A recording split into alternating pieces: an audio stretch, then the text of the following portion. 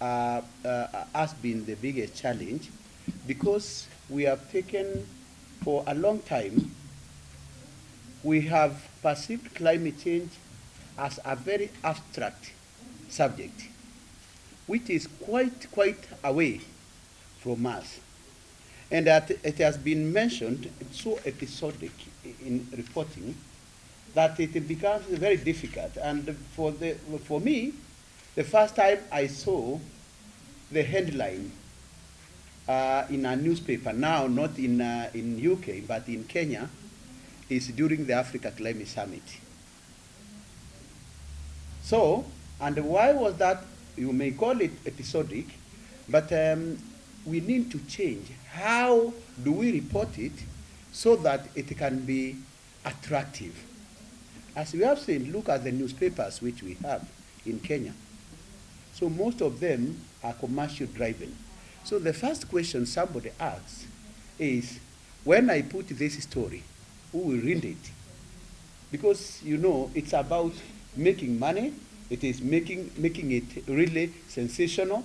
And I've always asked people, so we have like a press conference here led by the climate ambassador, Ali Mohammed. Very important story. And then we have a political rally out there about Gen Zs, and they are making noise and what. Which one will be captured in the front page? It's Gen Zs, isn't it? It's sensational because it is talking about some, I don't want to talk about names here. But definitely, that is what the media will capture. That will what it will appear in the newspapers. So these are some of the challenges we, in the climate space, who have been in this conversation for quite a while, has been grappling with. How then do we shape the narratives so that now we make it more human, we make it more attractive, we make it more topical, a topical issue, so that now it is not a far distance issue of reporting. Because it is these journalists, it is the media which creates awareness, which sensitizes people about some of these narratives. For a long time, we have looked at climate change as an isolated subject of science and environment, and particularly in African countries. But go to a country like Netherlands, in Europe, and elsewhere, this is a purely developmental issue. In fact, climate change is not domiciled in all those countries in the environment ministry, the way we have done. At least now, I can tell you in Kenya we have made some milestones. But go in Netherlands, climate change is in the energy department. How do they see it? It's an energy issue. Germany, climate change is in the development, actually foreign affairs, development cooperation. That's how they see it. They are broadening it in Norway and those others. But us, we are still locked into those limited scope of environment and science without realizing that this is a public health issue, for instance. Why? When there are those floods or even when there is a lot of drought in northeastern, what images do you see? It is images of emaciated children and livestock dying. And what is that? Malnutrition. So that's a health of the people. It is as simple as that. Simplification, and demystification of the subject. But we are locked. We just leave the environment journalist to cover it. When we were in COP29, a friend of mine, Leon, he did a story. So no one was noticing within even our delegation and even in Kenya that we had journalists there until he did a story which was very interesting. He did a story like the delegates were concerned about food. Yes, and suffering because there is no food. That is what grew. That was, I think, to me, that was very good because it attracted so many people. Oh, people are now suffering there because of food. And some of us even actually were even threatening him that we were exposing us that we are only driven by stomach. But that made you to really focus on that story that there are people following this thing. I think these are, I find it creative of doing that. So we need to, I'm not saying that we were starving in battle. No. I'm just giving you an example of sensational. It made it sensational because perhaps he was covering stories and they were going at the corner of the Nation newspaper. But here is a situation where everybody was calling me. We hope that you are not dying in COP29. So that's the creativity. I think if that is what we need, is sensational. We are not saying for no apparent reason, but more importantly is really the evolution of the discourse on climate change, not only at Kenyan level, but at global level. We are seeing it really more and more people talking about it.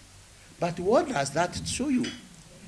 It is how do we ensure that the policy makers grasp and make it an issue? How do we mainstream it in our short and long-term development strategy? At the current government, the KK government, in what we are calling the better. I hope you know better. Bottom-up I know most of you don't know. Yes, bottom-up transformation agenda. And when we talk about that, Ovengo says, in fact, they learned from it. Because Flocker is actually a manifestation of that. Though it started earlier, really, that is what we are talking about, bottom-up, pushing things from above. But that is it. So how do we ensure? You see, currently, give credit where it is deserved, the president is a passionate climate champion. And through that, we have seen really everywhere, in every ministry. We have a meeting in Manzon going on there.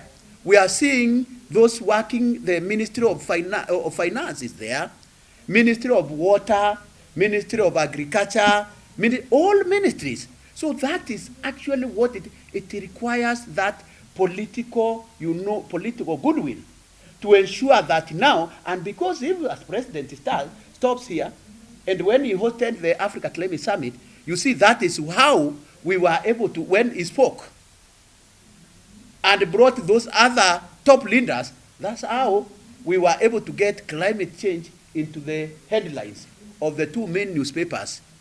I'm not saying there is a lesser newspaper or media house, but there are two main newspapers which were top news.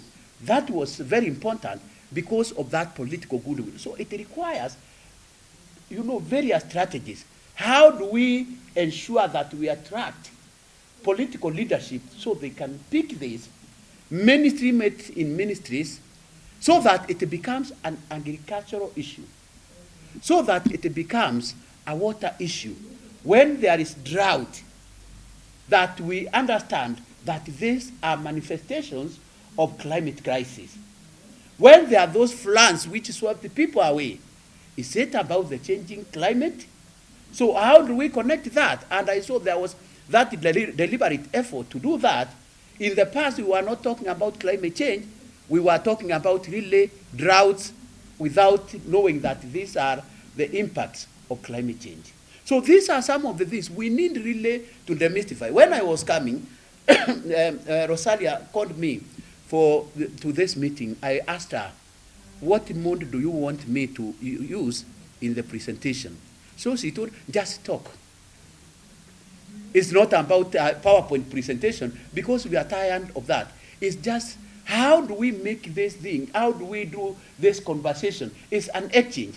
How do we educate each other? How do we learn from each other? But more importantly, how are our journalists going to make it work? The editors are very important because they make decisions. Just a correspondent, we are going to invite him or her into our meeting, but the following day we ask, where did the story go? But because the editors who make the decision in the media houses did not find value in this, it is just relegated or it dies there. So by involving for a long time Joe Ageyo, Now he's the chief, editor-in-chief at Nation. You can see how the nation has changed. We have a desk, you know, a full desk on climate change and sustainability at the media house. Is because really the leadership, he has been able to inject that leadership into the discussions and in reporting, because he finds it very important. And this is actually learning from even the North. Climate change is a serious issue. The Guardian, among other newspapers, have been able to shape narratives within media houses and even outside in such a way that some are becoming even the dictionary vocabularies out of what they have done. He has talked about this, is it reparation, is climate change about end, and all those. How are we going to ensure that it works that way? But what about in Africa, where the problem really persists? You know, we have the discourse on climate justice, for instance. For us in Africa, we are really quite concerned that we are borrowing. It is really northern driven, because we just cut and paste the definition on climate justice, reparation, climate finance, and others, and just cut and paste into our discourses, where it has a problem of even internalizing, because why?